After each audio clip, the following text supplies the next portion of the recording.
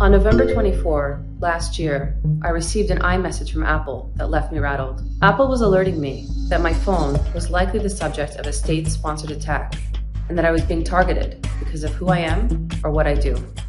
My name is Lama Faki, and I'm the Crisis and Conflict Director at Human Rights Watch.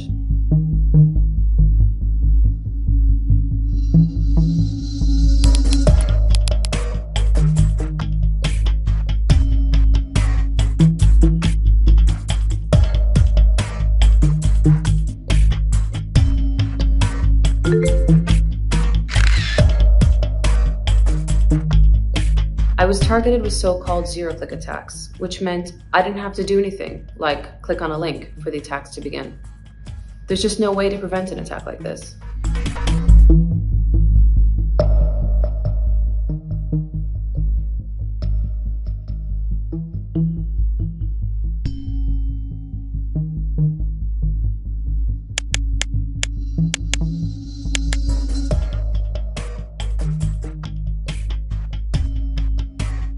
But researchers and human rights organizations have repeatedly shown that Pegasus has been used to target the phones of journalists and human rights defenders.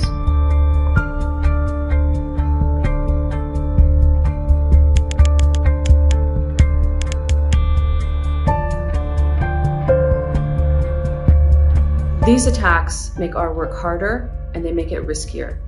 People have been detained, they've been tortured and even killed after they or someone they know have been attacked with spyware.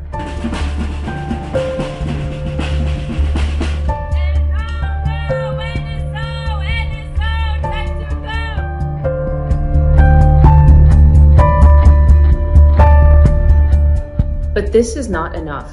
Governments should immediately suspend the flourishing trade in surveillance technologies until a rights-respecting regulatory framework is in place.